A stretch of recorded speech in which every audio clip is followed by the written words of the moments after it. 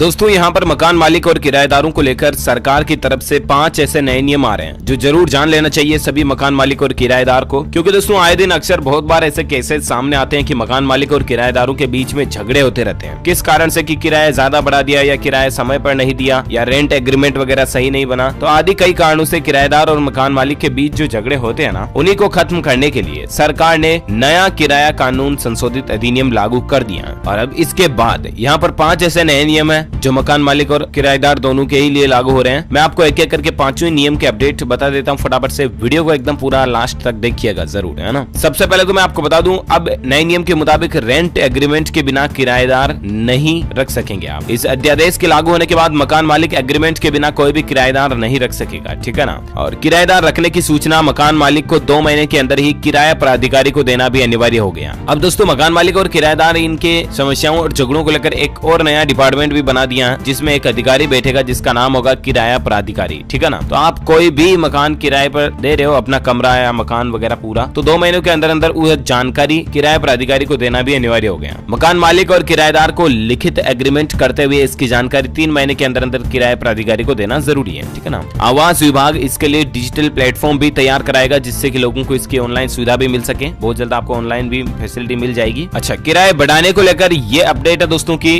Residential property अगर रहने के लिए घर वगैरह कमरा है तो उस पर सालाना 5% किराया बढ़ सकता है, ठीक है ना। और बाकी नॉन रेजिडेंशियल कमर्शियल प्रॉपर्टी वगैरह है तो उस पर 7% रेंट आप बढ़ा सकते हैं। किराए बढ़ाने को लेकर ये रूल रहेगा। किराए वृद्धि की दर में वार्षिक आधार पर चक्रवृद्धि की जाएगी। किराया बढ़ाने के मामले में मकान मालिक और किराएदार के बीच अगर कोई विवाद होता है तो उस स्थिति में भी किराया प्राधिकरण के समक्ष ही मामला प्रस्तुत किया जा सकेगा और इस पर अंतिम फैसला किराया प्राधिकरण ही देगा। दोनों की मनमानी पर लगाम लग सकेगी। अच्छा, कुछ और नियम और अपडेट आप यहाँ देख पा रहे होंगे। कई बार हम कोई प्रॉपर्टी किराए पर लेते हैं तो सिक्योरिटी भी जमा करानी पड़ती है मकान मालिक को, राइट। तो सिक्योरिटी डिपॉजिट की वापसी पर इस नए ड्राफ्ट के मुताबिक किराए का 3 गुना सिक्योरिटी डिपॉजिट लेना तब तक गैर कानूनी होगा जब तक कि इसका एग्रीमेंट न बनवाया गया हो, है ना। तो कहने का मतलब सिक्योरिटी डिपॉजिट का भी एग्रीमेंट में जिक्र होगा। और इसके अलावा अगर मकान मालिक अपने मकान में कोई रिनोवेशन कराता है, जैसे कलर कराया या ऐसा कुछ भी कराया, ठीक है ना, तो ड्राफ्ट में कहा गया है कि बिल्डिंग के ढांचे की देखभाल के लिए किराएदार और मकान मालिक दोनों ही जिम्मेदार होंगे। अगर मकान मालिक ढांचे में कुछ सुधार कराता है, उसे रिनोवेशन का काम कराता है, तो काम खत्म होने के 1 महीने बाद किराया बढ़ाने की इजाजत होगी। हालांकि इसके लिए भी किराएदार की सलाह भी ली जाएगी। दूसरी ओर रेंट एग्रीमेंट लागू होने के बाद अगर बिल्डिंग का ढांचा खराब हो रहा है और मकान मालिक रिनोवेट कराने की स्थिति में नहीं है तो किराएदार किराया कम करने को कह सकता है। किसी भी झगड़े की स्थिति में किराएदार रेंट अथॉरिटी से संपर्क भी कर सकता है। इसके अलावा आपके किराए के रूम में मकान मालिक आपको बिना बताए नहीं आ सकता है। कहने का मतलब बिना बताए मकान मालिक खुद भी आपके द्वारा लिए गए कमरे में जो कि किराए पर आपने ले रखा उसमें नहीं आ सकता। परिसर के मुआयने रिपेयर से जुड़ा अगर कोई काम भी है तो भी आपको 24 घंटे पहले लिखित में नोटिस एडवांस में देना होगा, तब भी इस मकान मालिक को खुद को आने की इजाजत होगी, है ना। हालांकि अगर आप किराया जमा नहीं कराते हो तो आपको निकाला जा सकता है। रेंट एग्रीमेंट में लिखी अवधि से पहले किराएदार को तब तक नहीं निकाला जा सकता जब तक उसने लगातार कई महीनों तक किराया न दिया हो या वह प्रॉपर्टी का दुरुपयोग कर रहा हो। अगर रेंट एग्रीमेंट खत्म होने के बाद भी वह मकान खाली नहीं कर रहा है तो मकान मालिक को दुगना मासिक किराया मांगने का अधिकार है। बाकी आप किराएदार को नोटिस पीरियड दे सकते हैं, एक नोटिस देकर के उसको निकलने के लिए कह सकते हैं, ठीक है ना। अच्छा, इसके अलावा दोस्तों अगर किराएदार की मौत हो जाती है तो फिर क्या होगा। तो रेंट एग्रीमेंट के दौरान अगर किराएदार की मौत हो जाए तो इसके लिए ड्राफ्ट में कहा गया कि एग्रीमेंट उसकी मौत के साथ ही खत्म हो जाएगा। लेकिन अगर उसके साथ परिवार भी है तो किराएदार के अधिकार उसकी पत्नी या बच्चों के पास चले जाएंगे, है ना। कहने का मतलब वही सेम एग्रीमेंट उनकी पत्नी और बच्चों के लिए एप्लीकेबल लागू माना जाएगा, ठीक है। मान लीजिए 11 महीने का एग्रीमेंट बन रहा है, 5 महीने बाद अगर किराएदार की मृत्यु हो जाती है तो अब बचे 6 महीने। 6 महीने उस मृत्यु होने वाले की पत्नी के पास वो अधिकार चले जाएंगे, ठीक है ना। तो ये कुछ दोस्तों मकान मालिक और किराएदार को लेकर न्यू रूल्स एंड रेगुलेशंस का अपडेट है। उम्मीद आपको जरूर जानने मिला होगा। वैसे आपकी जानकारी के लिए बता दूं, फिलहाल ये जो नियम कानून कायदे हैं दोस्तों हमारे देश में उत्तर प्रदेश राज्य से शुरू हो चुके हैं, ठीक है ना। और धीरे धीरे गवर्नमेंट इन्हें पूरे देश में लागू करने की प्लानिंग में है, तो वाकई में अच्छी बात होगी ये। वैसे आप मुझे नीचे कमेंट करके बताइए दोस्तों कि आप कौन से राज्य में रहते हैं, ताकि पर्टिकुलर मैं आपके राज्य के समाचार भी आपके मोबाइल तक पहुंचा पाऊंगा। और बाकी तो इस वीडियो को लाइक करना, शेयर भी करना अपने दोस्तों के साथ फेसबुक और व्हाट्सएप पर। और हाँ, TLS न्यूज चैनल पर पहली बार आए तो चैनल को भी सब्सक्राइब करके बेल आइकॉन जरूर दबा देना ताकि आपको रोजाना के ताजा अपडेट्स तुरंत आपके मोबाइल पर मिलते रहेंगे। Thank you, take care, good bye, जय हिंद, जय भारत, वंदे मातरम।